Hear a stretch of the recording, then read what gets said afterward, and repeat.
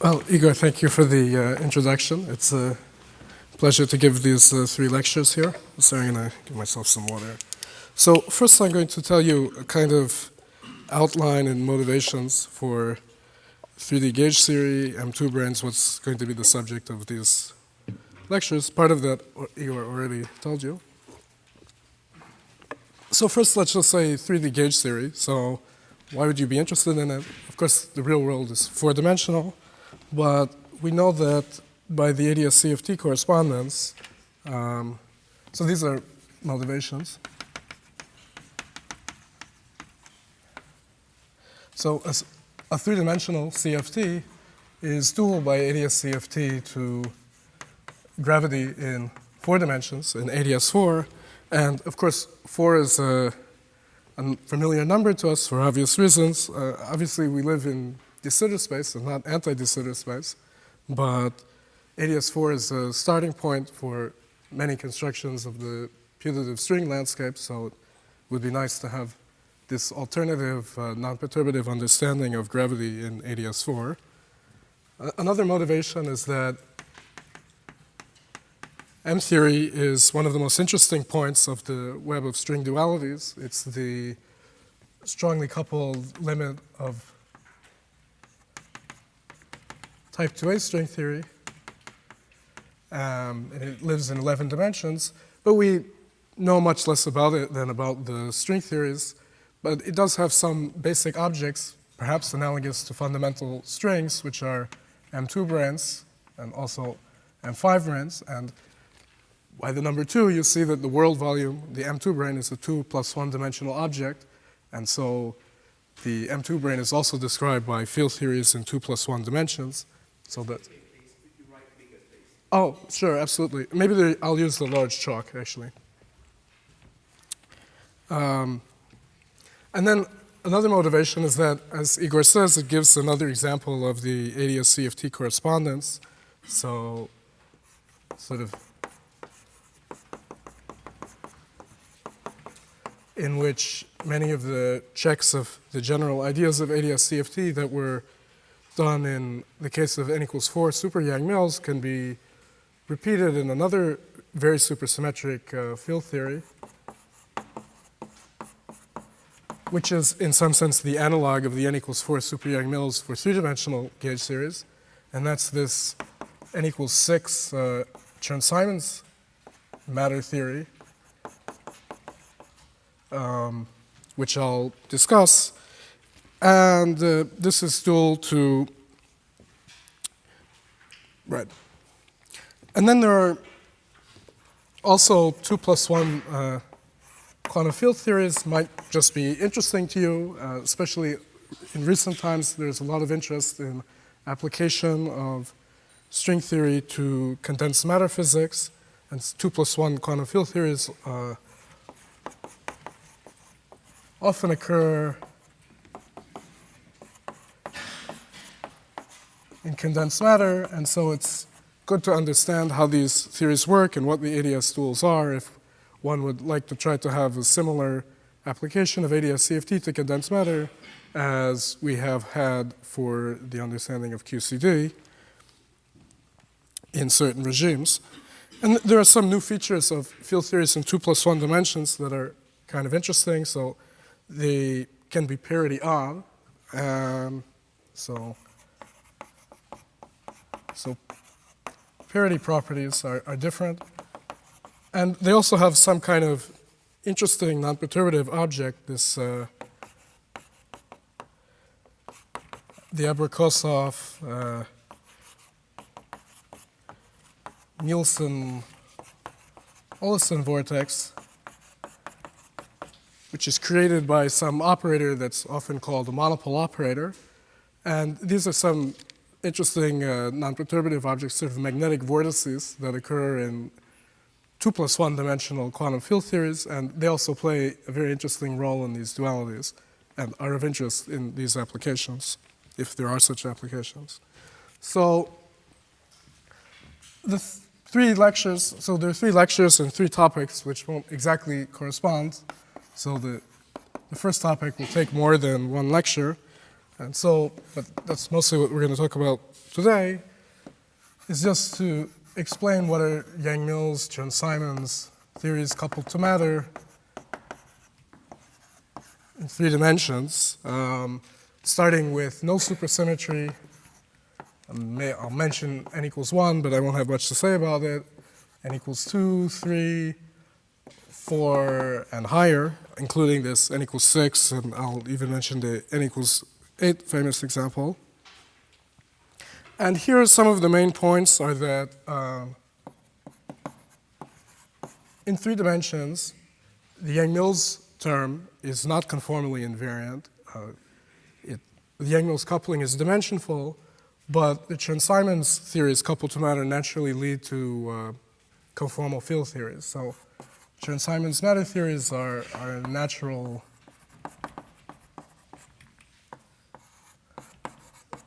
superconformal field theories, analogous to the role that supersymmetric Yang-Mills theories play in 4 dimensions. And I'll also emphasize, probably not today, these monopole operators. And the second topic will be,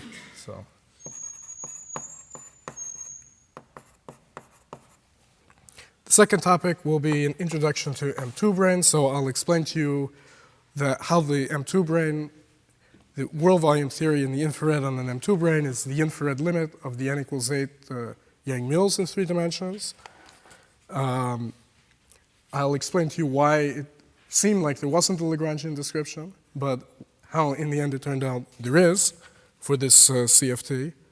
And this leads, so the world volume, the near horizon limit of M2-branes gives a version of the ADS CFT correspondence where ADS4 times some quotient of the sphere in general. So I'll explain to you this geometry in M theory and its reduction to type 2A string theory on this space, ADS4 times CP3. So this is just an overview of what I'm going to cover. This will take place today and part of Monday. This will be on Monday.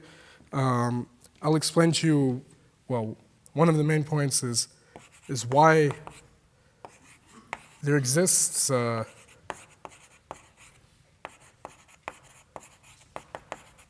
Lagrangian description. Well, first I'll convince you why you might not have thought there was a Lagrangian description, and then I'll tell you why there actually is one. And then the third topic, which we won't cover too much, depending on how much time there is the topic of brane constructions, which is a way to use techniques in string theory to derive these facts. So to derive the fact that the world volume theory of M2-brane is given by this field theory I'm going to tell you about. But we'll do that at the end because it might be, in some sense, the most difficult part.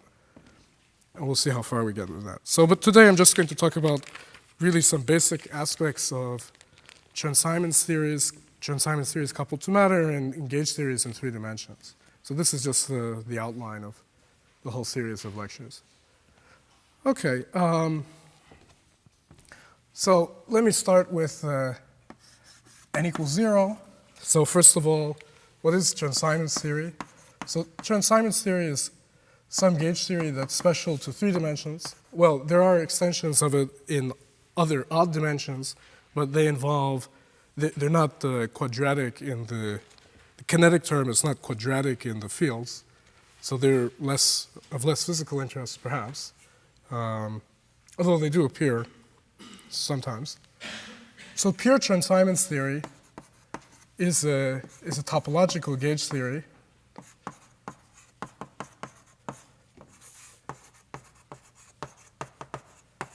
In 3 dimensions, topological in 2 senses. One, when you write the action, it doesn't depend on the metric. And 2, there are no local propagating degrees of freedom. So the Chern-Simons action looks like the following thing: k over 4 pi integral trace of a wedge to the a plus 2/3 A wedge, A wedge, A. And A is the gauge field. So this is just a bosonic theory. And it's a topological theory. You see that the metric doesn't appear anywhere in this formula for the action. You should contrast this to, say, Yang-Mills theory, where the action would have been, we'll trace F wedge star F, and the metric appears here. So Yang-Mills theory depends on the background metric, and if you work out the equations of motion of Yang-Mills theory, they look like the wave equation, and they're propagating degrees of freedom. If you look at this theory, it doesn't depend on the background metric. And that's already an indication that it won't have, I'll push it up higher later, any local degrees of freedom. The equations of motion, if you look at this Bosonic Chern-Simons theory, are just F equals 0, where F is the usual field strength associated to this gauge field. So there are no propagating degrees of freedom. It's just a topological theory of flat connections, if you like. F is just 0. Now, in any gauge theory, in 3 dimensions, Yang-Mills theory, Chern-Simons theory, any gauge theory in 3 dimensions, there's a special conserved current, which is always there, which you could call the topological current, which is given by star of F. So F is a field strength, which is 2 form, and so in 3 dimensions, star F is a 1 form. And this thing is a conserved current just by the Bianchi identity. So it's conserved because D star J is the star F, which is 0 by the Bianchi identity. And so it's always conserved, and it's conserved in a sense for this topological reason. So that's there in any gauge theory in 3 dimensions. And if you like, Chern-Simons theory is just the gauging of this topological current by the gauge field itself.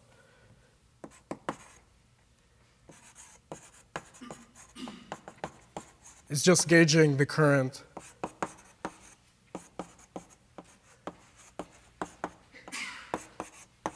K times J topological.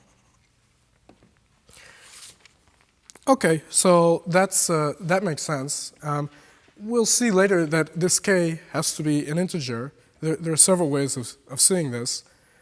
Even at this point, there's one way to see that K has to be an integer, which is, suppose you couple the Chern-Simons theory to matter, then it wouldn't be true anymore that F had to be equal to 0. But it's still true that F should be quantized flux. And so what are the charges associated to this topological current? Well, it's just the integral on some spatial 2 cycle of F. So this is the charge, the associated charge to this topological current. And because of the flux quantization, this charge has to be integer in some units. But if you want to gauge the current, you have to gauge it so that the charges are integers. And so that tells you that this number K also has to be an integer. But we'll come back to why K is an integer again, so we'll have several explanations. So that's one of the big differences between Chern-Simons theory and Yang-Mills theory. So after you couple Chern-Simons theory to matter, it won't be topological, but this number K, which is analogous to the coupling constant, will have to be an integer. So in perturbation theory, 1 over K is the coupling of the theory.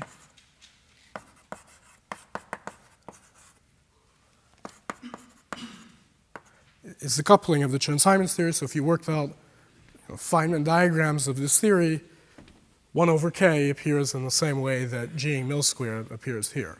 And so it functions as the coupling associated to this vertex.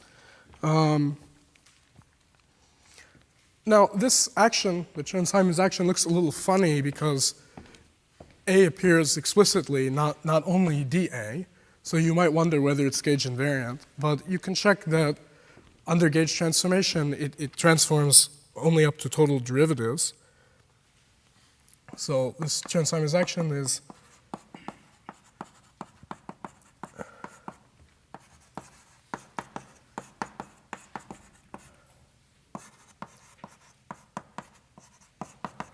up to total derivatives, but, and this is, so suppose the gauge group is U1 rather than R. So a U1 gauge group means that you have homotopically non-trivial gauge transformations. In other words, a U1 gauge transformation, when you go all the way around the circle, is itself again. So in other words, if I do a gauge transformation, A goes to A plus d lambda, let's just say I'm in this abelian theory, I'm supposed to identify lambda with lambda plus 1, where lambda is the gauge parameter. That's what it means to have a U1 gauge theory instead of an R-valued gauge theory. And because of that, this thing is not invariant under a gauge transformation where you non-trivially identify lambda with lambda plus 1. So the only way that it will be invariant is if k is an integer. So to say it again, the gauge transformation of the Chern-Simons action is given by k over 2 pi, a factor of 2, because the gauge transformation acts on both appearances of A, of the integral of d lambda f, but this doesn't have to give 0 if lambda is homotopically non-trivial in this sense. And you can also check this for the non-abelian case. It's a little bit more involved. And so e to the 2 pi I s Chern-Simons, in other words, the thing that appears in the partition function, is only well defined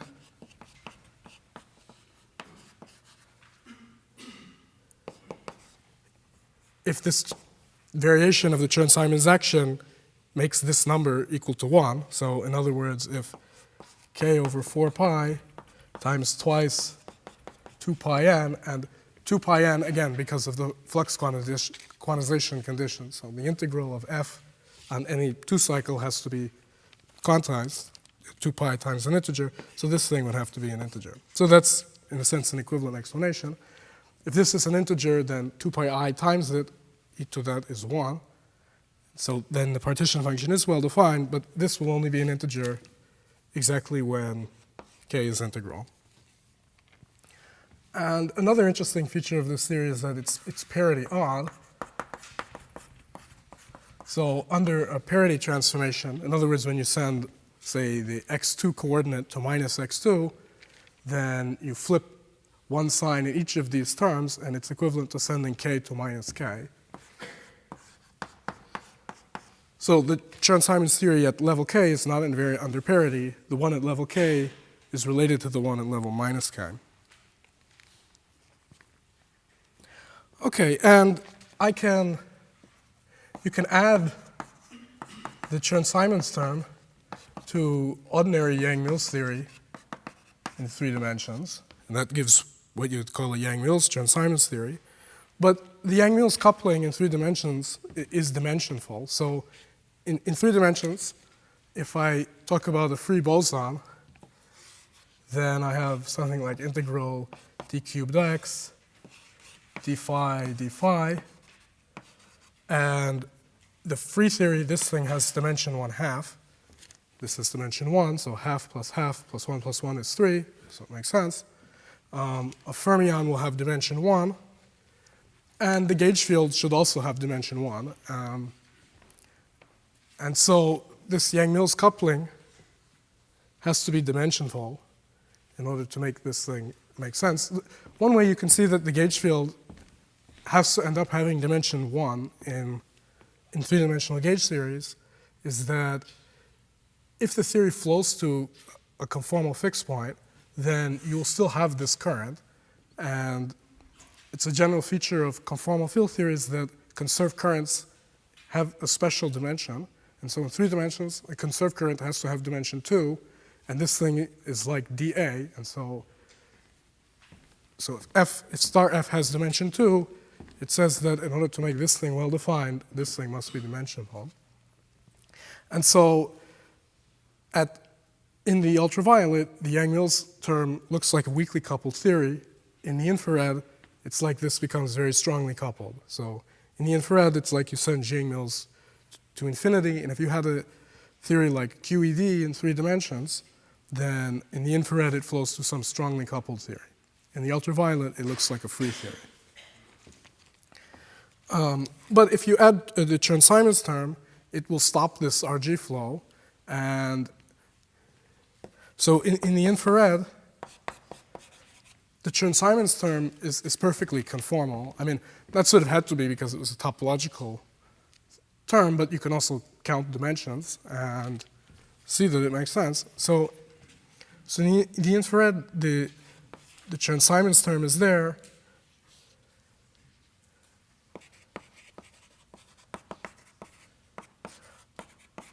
But you can just throw away the Yang-Mills term, including this also includes the usual kinetic term for the gauge field, so that gets thrown away.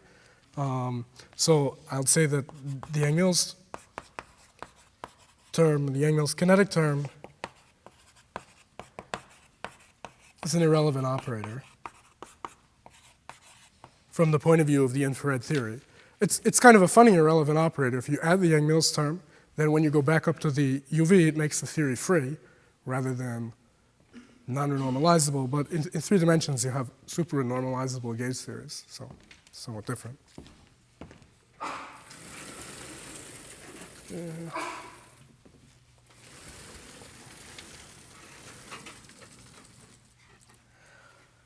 Okay, so now we can imagine coupling the theory to matter. And if you couple the theory to matter, then it's no longer topological. Even if I coupled it to Yang-Mills, it's not topological, but in the infrared, it just flows back to the pure Chern-Simons theory, so it's not very interesting.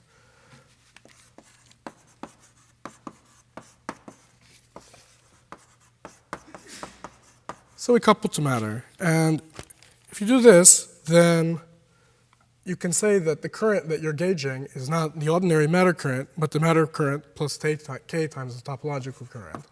As we said, the Chern-Simons term is really just like you gauged k times the topological current. So now we're gauging some matter current plus k times j topological. The Chern-Simons gauge field doesn't carry any degrees of freedom. It just implements this funny gauging. Now, once you include matter, the Chern-Simons level can be renormalized. So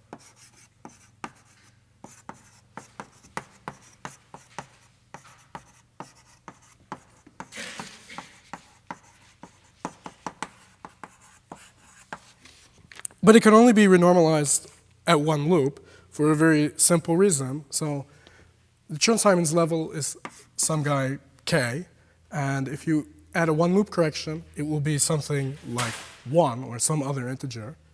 So you have plus some one-loop correction. But a two-loop correction, or any higher correction,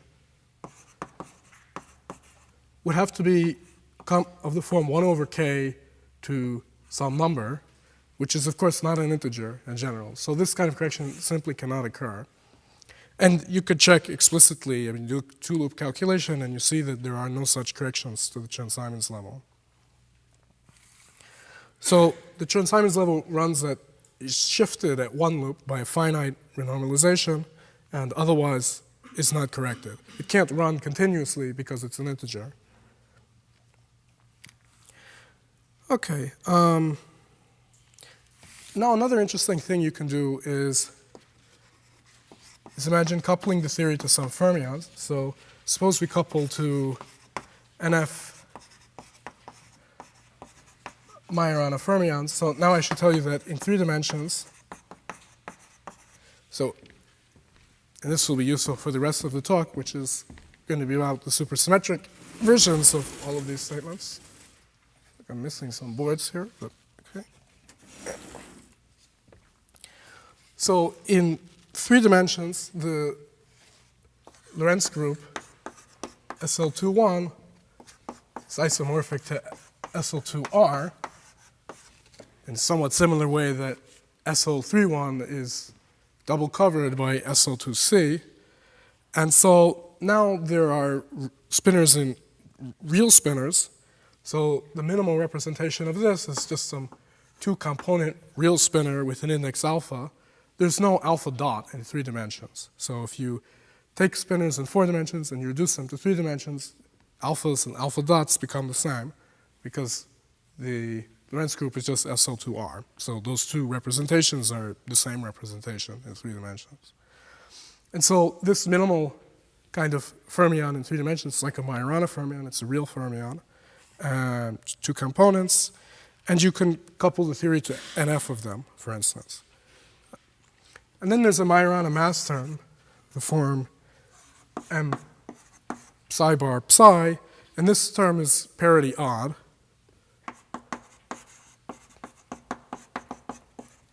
So that might make you suspect that if you, say, added these Majorana fermions with such a mass term to Yang-Mills theory in 3 dimensions, just say abelian QED, and you integrate them out, then you'll generate a Chern-Simons term because the Chern-Simons term is also parity odd.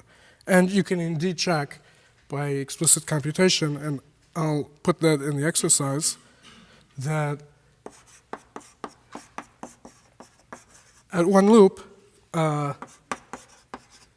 so you could check it by explicit computation, and then there's also a nice argument from index theory, which I won't have time to explain today.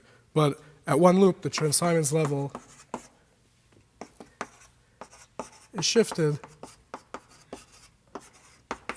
by NF over 2. And in the supersymmetric theories, sometimes these effects can happen. If you have enough supersymmetry, they won't occur. They'll cancel. We'll see that. Okay, so I think that's about it for the Bosonic Chern-Simons theory. Let me raise these boards.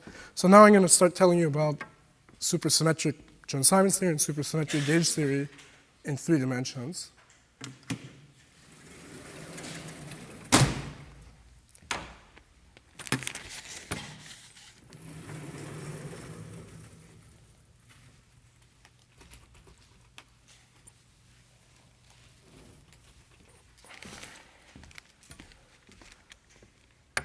So the minimal supersymmetry in 3 dimensions, n equals 1 supersymmetry in 3 dimensions, we're not going to talk much about, but I'll just mention it for the sake of completeness. So in n equals 1 supersymmetry in 3 dimensions, you have the supercharges are in this minimal representation. You have just one of them, so there are 2 supercharges. 2 real supercharges, and the multiplets for n equals 1 supersymmetry are, there's a real multiplet where phi is some real field, and its SUSY transformations look like this. This psi is one of these minimal Majorana fermions in 2 dimensions. So it's just the obvious multiplet. It has one auxiliary field F.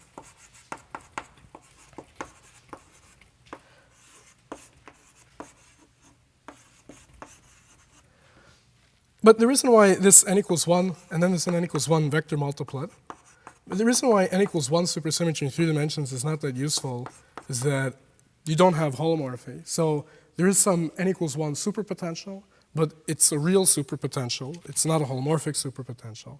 So there aren't any known non-renormalization theorems for n equals 1 supersymmetry in 3 dimensions. So I won't have much to say about it. It is an interesting case to consider, but it's hard to prove any exact results.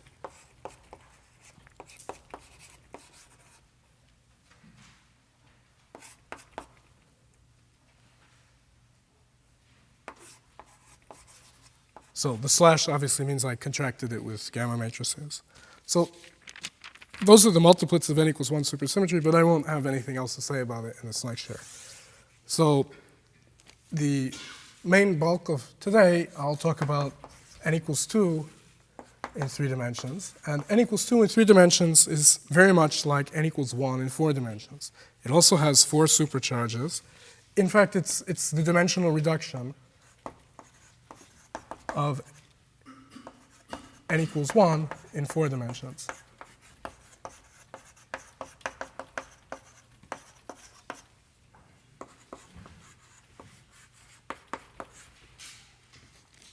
So there are 4 supercharges. Now, I'll just recall for you some very basic facts that Bagger went over in his nice lectures here. So in 4 dimensions, the double cover of the Lorentz group is SL2C. And there are left and right-handed Weil spinors. The supersymmetry algebra without any central extensions, or it's just given by this simple object.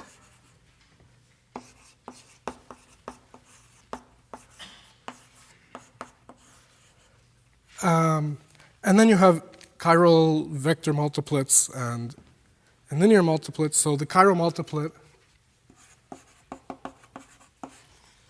has 2 real scalars in it, which you could imagine as one complex scalar plus one Weil spinor, one complex spinor. And the vector multiplet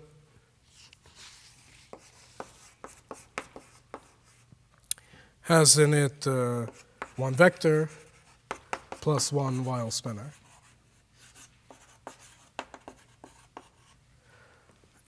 Okay, now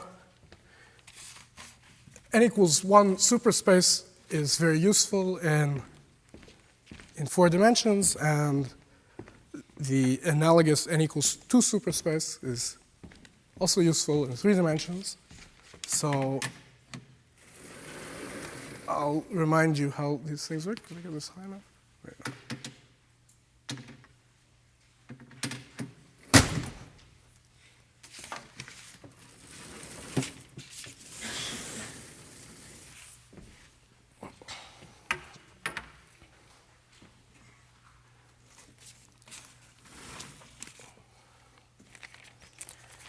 So if you write these multiplets in superspace, the chiral multiplet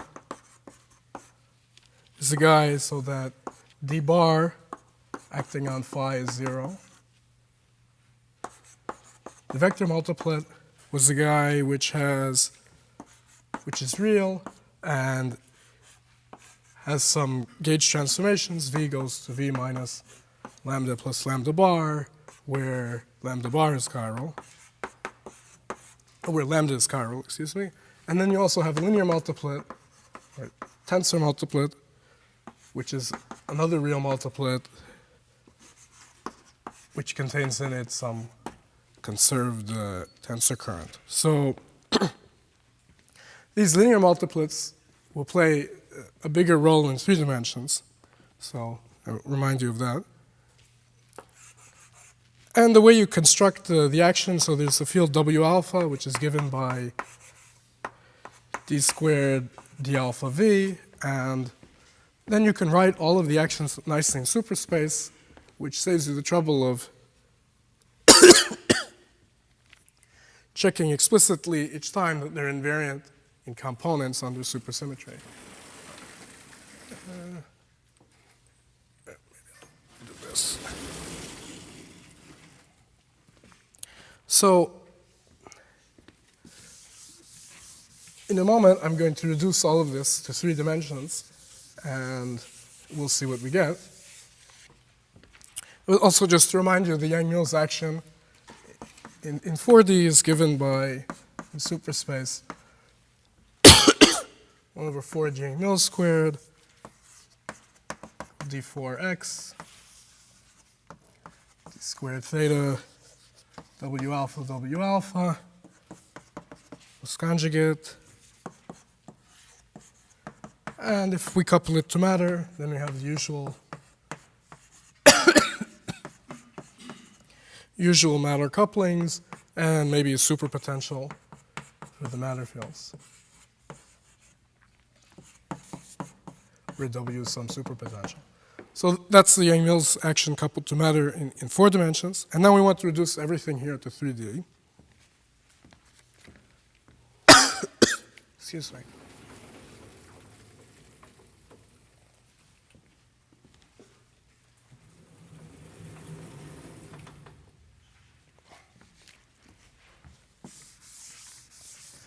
So in 3 dimensions, we will still have 4 supercharges, but now that's twice the minimal amount.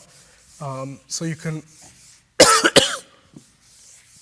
think of these as 2 real spinors, but you could put them together to make one complex spinor, and you'll see that it has a U1R symmetry, which is the same as SO2.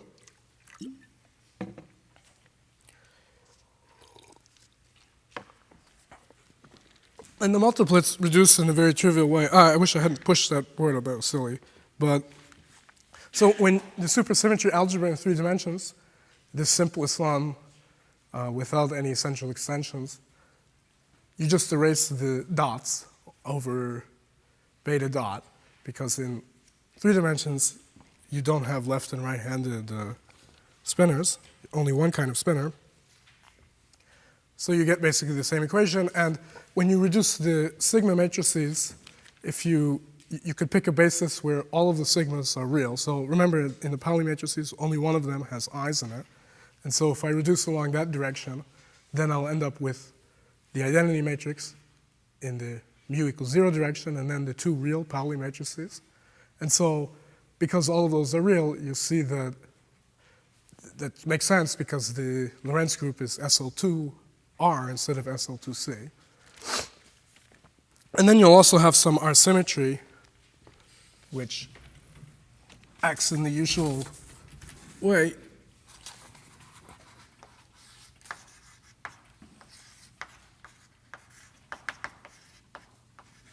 Just by rotating the Q's.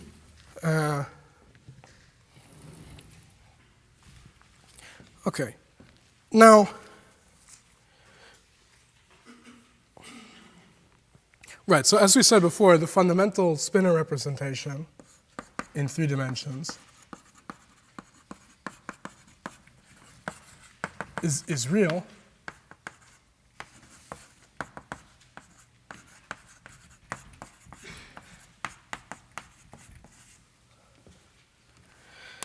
And then you just reduce everything very simply. So the chiral multiplet in 3D has one complex scalar and now one complex version of this fermion. So 2 of these fundamental spinors. We can say one complex spinor.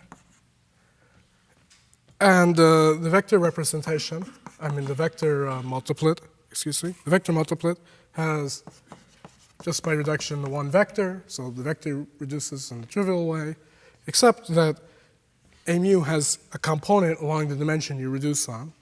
And so that gives you a scalar in the reduced direction, so plus 1 real scalar. Remember, the vector was real. And I still have my, my complex spinor. So I'm just getting this from dimensional reduction from 4 dimensions to 3 dimensions. You have 2 wild supercharges, 2 wild supersymmetry. So I have a total of 4 supercharges. So yeah, you could say 2 wild, exactly. So you said you just erase the dots on beta. How do you get, then you just get one wild supercharger. Where is the other supersymmetry? Right, but see, the point is that the Q's being complex in 3 dimensions is already double the minimal number, the minimal representation. Right, the minimal spinor in 3 dimensions is real spinor. So the complex spinor is already, you can think of as 2 real spinors, if you like. So. Could you write down the algebra decomposed as the 3-dimensional language? Right, the 3-dimensional algebra is literally the same as that, except I should erase the dots over the beta. So I'll write the same expression, and now the sigmas are given by, only 2 of the Pauli matrices appear. So.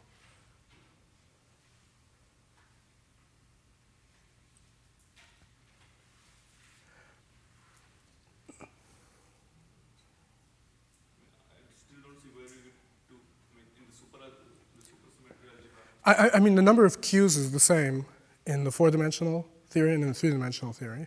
There are 4 in 4 dimensions and 4 in 3 dimensions. So I mean, the number of Q's is the same. The left-hand side of the first expression and the second expression becomes the same, right? I mean, Sorry, say again? No. I mean, one of them, you don't erase the bar, of course. Right, I mean, it's still, Q bar is not the same as Q. It's just that the alpha and alpha dot are the same. I see, now I understand what's the confusion. I mean, Q is still complex, so it consists of two real guys, which is twice the minimal content in 3 dimensions.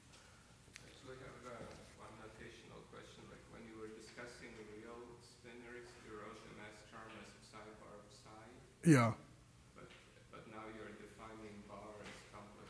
Oh, yeah, okay, yeah. And Wagner notation is just psi psi. That would be psi, you're right, sure. We shouldn't have called it bar, of course, because it's a real spinor. I just meant the transpose of psi. Psi alpha, psi beta. Yeah, exactly, yeah. Yeah, maybe that was the confusing notation. Right. It's to the left of me. Oh, yeah, here it is. Yeah.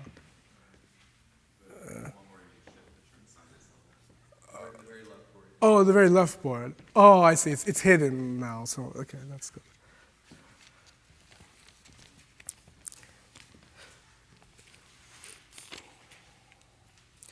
Okay, so right, so you get this real. Oh, yes. A related question: how can you couple Majorana particles with? They're real, right? So how can they couple to gauge fields? Right. I mean, this is the reason why there's a psi bar there, of course. But I mean, the way you couple right. I mean, the point is that if you couple to gauge field, you should imagine that you have two Majorana. Right. Actually, I think the bar is correct, right? Because of this reason. So you have two real Majorana spinors, but you combine them into one complex guy, and now you can couple it to the U1. So that bar is the correct bar, I think. It's of course different than, yeah. But I mean, if you want me to write it, I mean, I could have written two Majorana fields and thought of the gauge group as SO2, and then it's the same. It makes sense if you're combining two of them. So, okay, and now now you can also reduce the linear multiplet. Right, okay. So in superspace, the multiplets are exactly the same. So in 3D, just transform this board, you now have a chiral superfield, a vector superfield, and a linear superfield, which look like that. But now the linear superfield contains in it a conserved current, and the topological current in 3 dimensions sits in one of these linear multiplets. So I can define sigma is equal to I d alpha bar d alpha v, and this contains in it the topological current that we talked about in the case of the pure Chern-Simons theory. And so now you can write the Yang-Mills Lagrangian coupled to matter in n equals 2 superspace in 3 dimensions as the following. So it's 1 over 4 Yang-Mills squared d4 theta sigma squared plus this usual term. And it's a nice exercise. It's pretty simple to see that this is the same as the integral d2 theta w alpha w alpha. Okay, now the Chern-Simons term, the abelian Chern-Simons term, also has a simple expression in 3 dimensions, which is manifestly supersymmetric because we define this superfield sigma. So the Chern-Simons Lagrangian in 3 dimensions is k over 4 pi integral d4 theta sigma v. This is the abelian Chern-Simons term. And it's again gauge invariant up to total derivatives. the non-abelian Chern-Simons term does not look as nice in superspace. So just to remind you, the Yang-Mills Lagrangian in components is given by, so if I expand that, it's given by 4g squared trace mu nu minus 1 over 2g squared trace d mu phi, d mu sigma. So there's an additional scalar that appears now in 3 dimensions, which is the dimensional reduction of one of the components of the gauge field. It gives you this real scalar, which we'll call sigma. So we'll name this guy sigma. And we'll call the spinor lambda. Then, of course, there's the usual auxiliary field D, familiar from 4 dimensions. And then I'll have here the fermion terms. So this is just the dimensional reduction of the Yang-Mills action. The n equals 1 Yang-Mills theory from 4 dimensions to 3 dimensions. Maybe I'll pull this. So.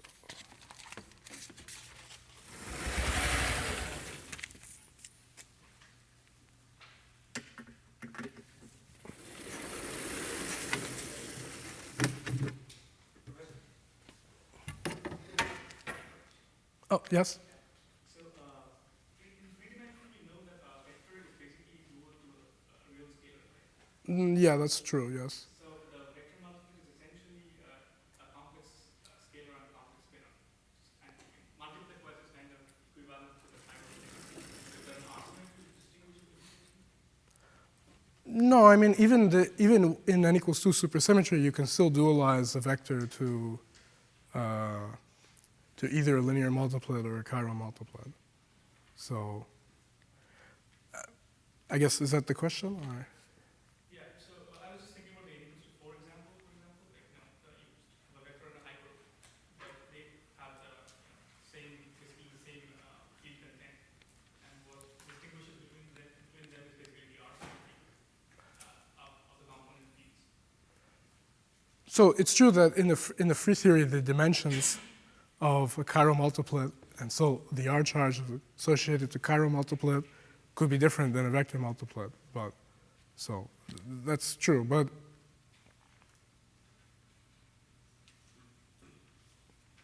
yeah, but I mean, in 3 dimensions, they have the same field content, and if you have a vector multiplet, you can dualize it to a chiral multiplet. You can construct this linear multiplet. They all have the same content here. So.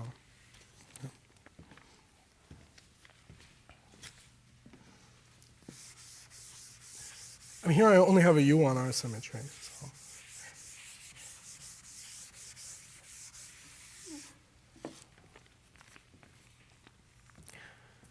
Right, so the Chern-Simons Lagrangian in components is given by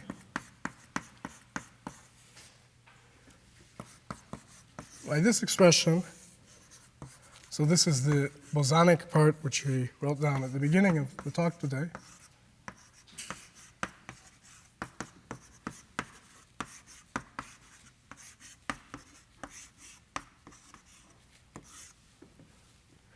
And then you have the supersymmetrization. So you have a term like sigma d, which is nu, and then some usual fermion term.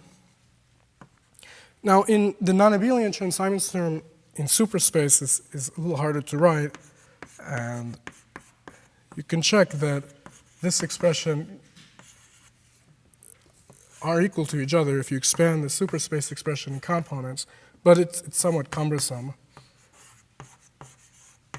But it does show that this action is supersymmetric. Otherwise, you would have to check that it was invariant under the supersymmetries explicitly.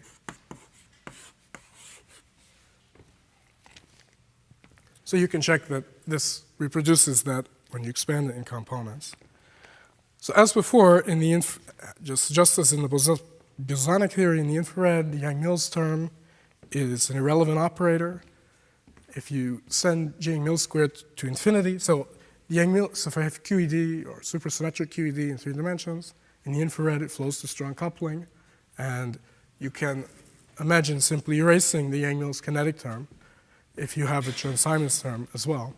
So the Chern-Simons term prevents the theory from becoming arbitrarily strongly coupled.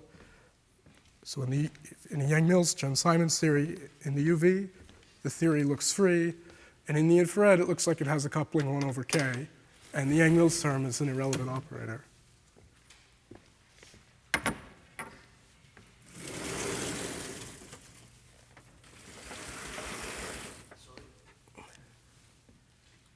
Is it possible to obtain the Chern-Simons action in 3 dimensions from dimensional reduction from 4 dimensions? Not from any simple theory in 4 dimensions, unless you add some boundary conditions. So if you just take a usual theory in 4 dimensions and reduce it on a circle, you'll never produce the Chern-Simons term. But if you do something like take a theory in 4 dimensions and put boundary conditions on an interval, you can get the Chern-Simons term. Or similarly, if you have some non-trivial monodromies of some fields or some couplings of the 4D theory around the circle, you could get Chern-Simons. But you'll never get it directly by dimensional reduction. It's something very particular to 3 dimensions. As you can see, the epsilon tensor appears here. It's as if it's based on the cross product, so you shouldn't expect to produce it from a 4-dimensional theory.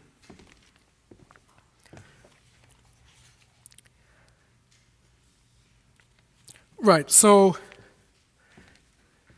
in the infrared, I imagine that I can now erase the Yang-Mills term. I can erase the Yang-Mills kinetic term. But I still have this Chern-Simons Lagrangian, and I still have the usual coupling to matter if I expand this term out. But you can see from this Chern-Simons action that when I integrate out the D field, it does something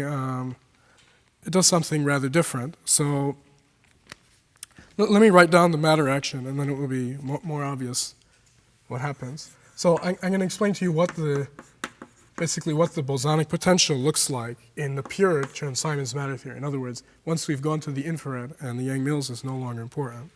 So the matter action is given by this. And this thing is d mu phi bar, d mu phi, and I'll call the fermionic partner to phi psi, as usual. So this is the covariant derivative with respect to the gauge field A, but now the field sigma also appears. So this fact is also obvious from dimensional reduction. Sigma is just one of the components of the gauge field along the circle that we reduced on. And in 4 dimensions, you had the full covariant derivative. And so the pieces that involved, say we reduce on the direction 3. So in this covariant derivative, there was a term in 4 dimensions, A3 phi bar, A3 phi, and that turns into this in 3 dimensions. And then there's the usual coupling to the D field, the auxiliary field. And then there are some fermionic terms. So this also has the same obvious origin.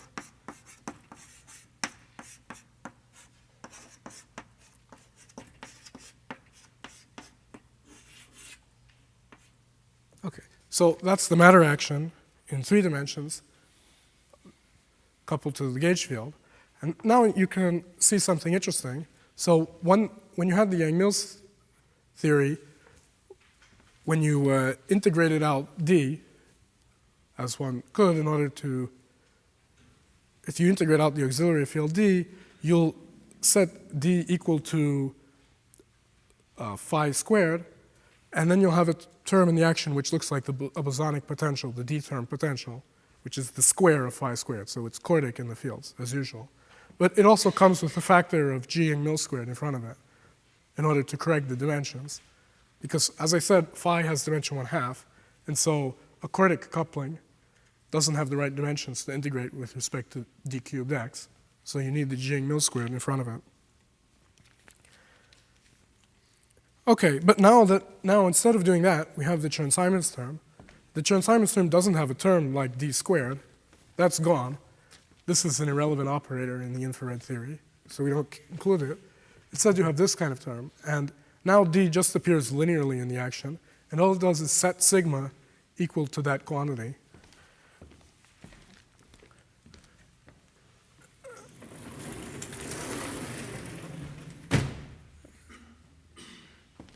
Maybe I'll use this.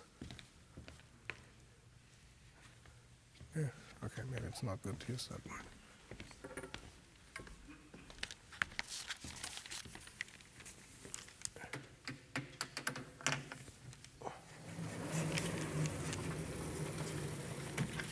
Oops. We're going slowly.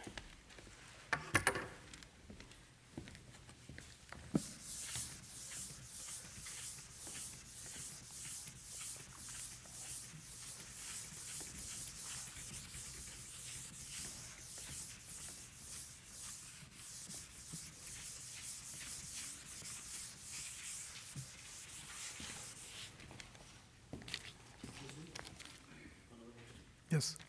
What are the dimensions of sigma? Because sigma is also a scalar field. This case should be 1 or 1 alpha. So in the Chern-Simons theory, yeah, so sigma will end up with the usual, well, so you see in the Yang-Mills term, which, did I just erase it? Yeah, I think I just erased it, it's too bad. But you can vaguely see the kinetic term for sigma has multiplied by 1 over g squared. So the dimension of sigma is 1, so that this thing has consistent dimensions, because the coupling g Yang-Mills squared is also dimensionful. That actually makes sense because, well, we'll get into that. Of course, in the infrared theory, this field sigma just gets set equal to this combination of the matter fields, which is what I'm just going to write. And so you see it also has dimension 1, right? When you integrate out D is just like a Lagrange multiplier, and it simply sets sigma equal to phi squared. Since phi has dimension half, sigma will have dimension 1. So it consistently has dimension 1. So you can redefine it, absorbing the coupling to have a canonical dimension? So you could try to do that, but there's no way to do that in a consistent way that preserves supersymmetry. So the point is that when I said to you that the gauge field had dimension 1, why did I say it had dimension 1? I could have rescaled the whole action. I could have rescaled the gauge field by some power of the coupling. The point is, well, one way to see what the dimension of the field will be in the infrared is that you always have this current, star f, in the infrared theory. And because it's if in the infrared you got a conformal field theory, then the dimension of star f has to be 2 because it's a conserved current. So that tells you that g Yang-Mills squared has the dimension you expect. It tells you that A has dimension 1 and so on. And if you preserve supersymmetry, the whole multiplet has to have consistent dimensions. So that fixes the dimensions of these fields. Yeah, otherwise you wouldn't know how you could rescale them. Excuse me, how did you get this Lagrangian from the UV Lagrangian, which consisted of all the terms? What did you do? So I wrote the Lagrangian in pieces. I mean, this is just the matter piece of the Lagrangian. I also wrote the Yang-Mills piece and the Chern-Simons piece. That might be erased by now. And the only statement is that the RG flow looks like erasing the Yang-Mills term. So in the infrared, it's like you take g Yang-Mills squared and send it to infinity. Those look like irrelevant operators in the infrared, so I just erased the irrelevant operators. I haven't explained to you yet why there's no other renormalization, but I'll come to that soon. Right, so when I start to solve this theory, so the D-term constraint tells me, well, more generally, if I had a non-abelian gauge theory, this thing is a gauge group index.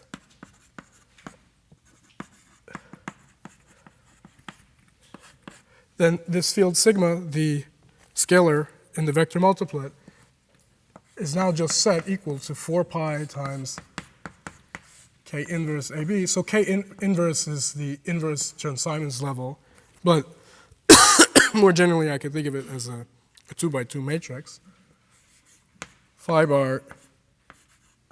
phi, and T is just the matrix which represents the action of the gauge group element B on the matter field. So in the abelian case, it's just K inverse phi bar phi.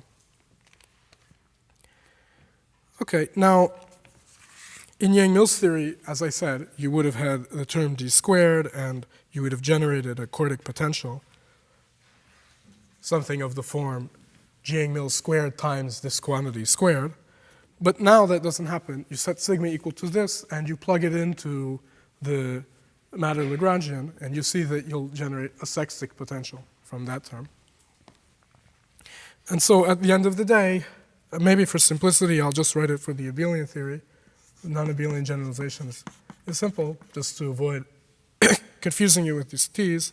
So the full action in components of the n equals 2 Chern-Simons theory, after I integrated out all of the massive fields and the auxiliary fields, also the K-geno is also massive, as you should have noticed from the Chern-Simons Lagrangian and components that I wrote before. So you get K over 4 pi times the just Bosonic Chern-Simons action of the gauge field plus integral d mu phi, where I is just some flavor index.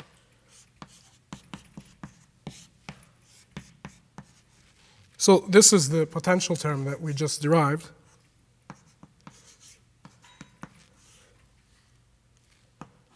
So in the abelian theory, you just get that thing cubed, and in the non-abelian theory, the structure is a little bit more intricate, which you can just work out by plugging this into that formula.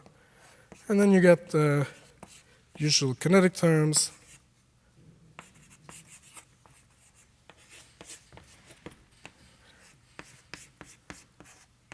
For the fermions, and various terms which mix the various boson-fermion couplings. And the only important thing you should note about this Lagrangian, or one important thing you should note about it, is that every term in it is classically marginal.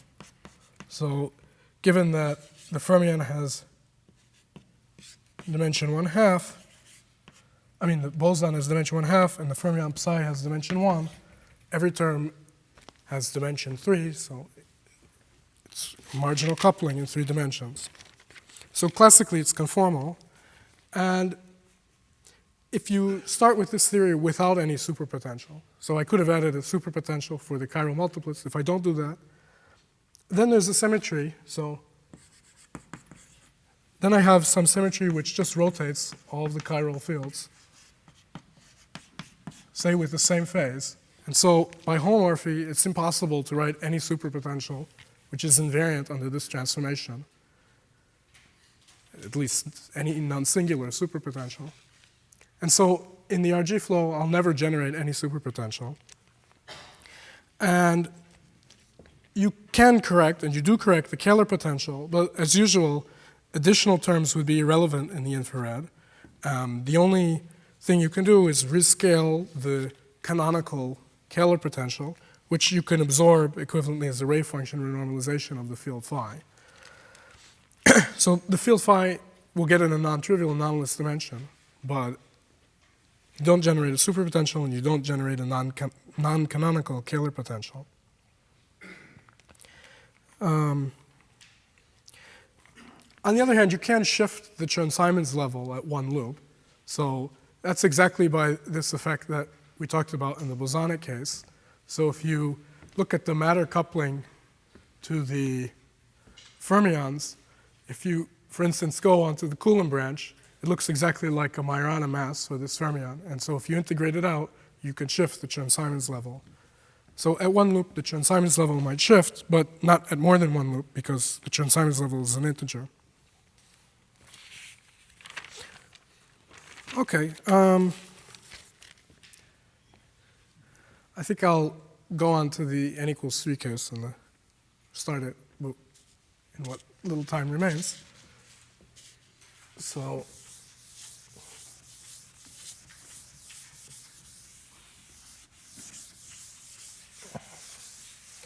I guess before switching to n equals 3, let me just say one obvious remark. So if you in general, I could add, so if I don't have a superpotential, I have this symmetry, which means that I won't generate any superpotential in the RG flow. And this theory is just a conformal field theory with a one-loop shift of the level, some finite shift by a constant. If I do add some non-trivial W, then I can ask what's the moduli space, the vacuum of this n equals 2 theory in 3 dimensions. So I add some d squared W plus conjugate, and then I'll have the usual F-term equations. So these are the equations for the moduli space. So I have a usual F-term equation, dW equals 0, but the D-term equation is different than in Yang-Mills theory. As we discussed before, the role of the auxiliary field D is quite different in this Chern-Simons theory. You, instead of getting a usual quartic potential, which sets to 0 some quadratic expression, you get a sextic bosonic potential, which sets to 0 a cubic expression. And so we said that this is what this field sigma is, and given that, the equation, the sort of analog of the D-term equation, in other words, the thing that minimizes this bosonic potential, looks like sigma acting on the phi's equals 0. So sigma is in the adjoint representation of the gauge group, and if you act it on the matter fields, you have to get 0, where sigma is this particular sigma. So it's some cubic condition. Phi appears 1, 2, 3 times. Okay, so now let's go to a case with more supersymmetry. So if you started with n equals 2 Yang-Mills in 4 dimensions, so that you had, excuse me, 8 supercharges, then when you reduce to 3 dimensions, you'll get n equals 4 supersymmetry. Now, what's the R symmetry here? So here you had an SU2 R symmetry in the 4-dimensional theory.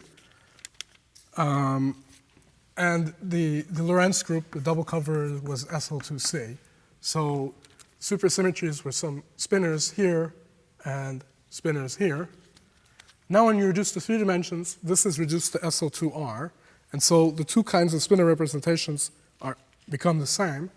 And now there's an additional SU2 which rotates between them. So now in 3 dimensions, so you have this SU2R plus an additional SU2, and of course, SL2R. So the spinors, so here they were spinors here and here, but this group reduces to the smaller one, and now the two sit in the same representation, and so you can rotate from one to the other with another SU2. And so the spinors sit in the representation 2, 2, and this, the minimal real spinor here. Okay, so that's n equals 4 supersymmetry in 3 dimensions. For our purposes, I'll just write things in n equals 2 language in 3 dimensions. I won't introduce the superspace associated to n equals 4 in 3 dimensions. And so the vector multiplet of n equals 2 Yang-Mills in 4 dimensions reduces to an n equals 4 vector in 3 dimensions, which consists, so the n equals 4 vector in 3D consists of the n equals 2 3D vector plus complex adjoint scalar, which is, chiral. A complex adjoint chiral multiplet in 3 dimensions, in n equals 2 chiral multiplet. So that's how the n equals 4 vector looks in n equals 2 language. So this is obvious just by dimensional reduction of the story here. And the n equals 4 hypermultiplet in n equals 2 language. So this is in n equals 2 language looks like a conjugate pair of chirals. So say some q and q tilde in conjugate representations. These are both chiral fields. And then there's also an n equals 4 linear multiplet. The n equals 4 linear multiplet in 3 dimensions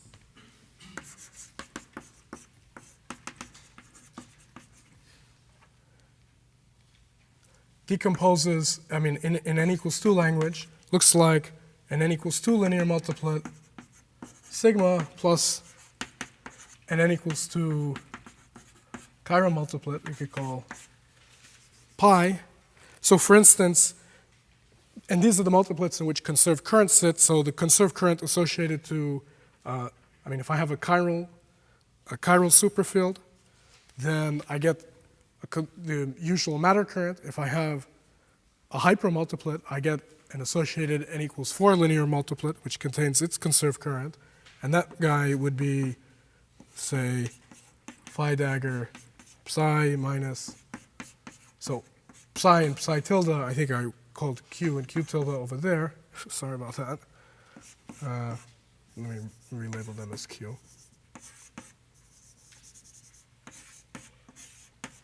And this guy pi would be this combination. So this fits into these linear multiplets. And it's the n equals 4 linear multiplet that can be coupled to the n equals 4 vector. On the other hand, the topological current does not sit in the usual linear multiplet of the n equals 4 supersymmetry in 3 dimensions. So first of all, because there's this SU2 times SU2 R symmetry, I should also tell you how the various fields transform under the two SU2s. So in the vector multiplet, so in the hypermultiplet, the scalars transform, so under the SU2R cross SU2N, the scalars of the hypermultiplet transform in the 2, 1, whereas the scalars of the vector multiplet transform in the 1, 3. And I can switch the roles of these two SU2s and construct another series of multiplets with respect to, which have the opposite property, which are called twisted hypers and twisted vectors and so on. And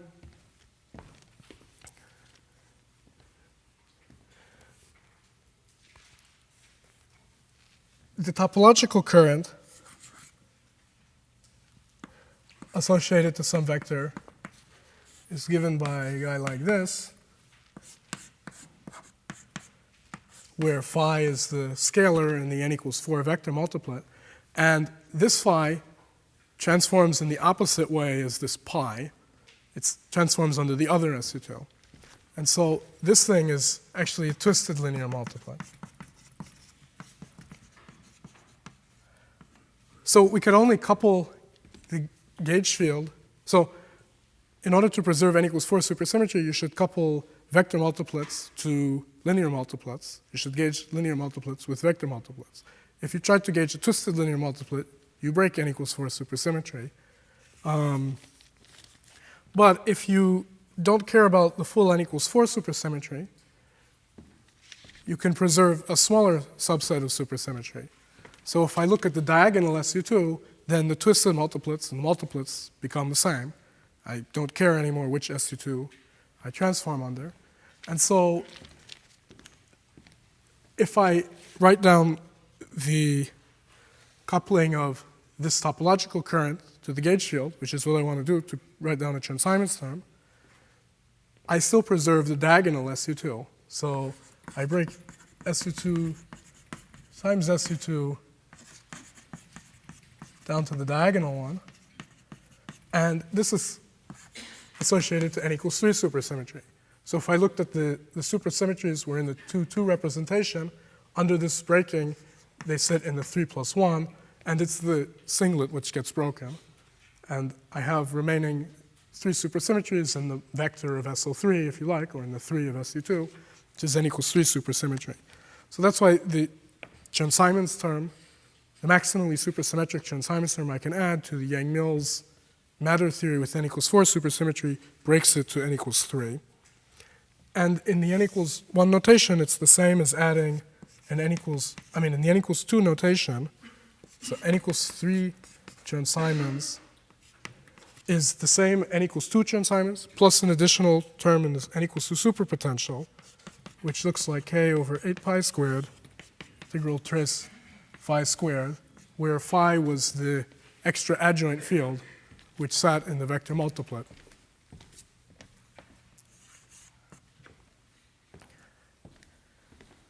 So that guy also becomes massive. And you can check that all of the scalars in the vector multiplet get the same mass. So the n equals 2 vector multiplet had the scalar sigma, and now we have this additional complex scalar phi. And you can check that this superpotential gives them the same masses as the n equals 2 Chern-Simons Lagrangian gave to the field sigma. And so they all transform in 3 of the R symmetry. Okay, so that basically gives you the idea of this n equals 3 supersymmetry, and I guess my time is up. So the next time I'll continue discussing these theories with n equals 3 supersymmetry and tell you about how you compute the moduli space of these theories.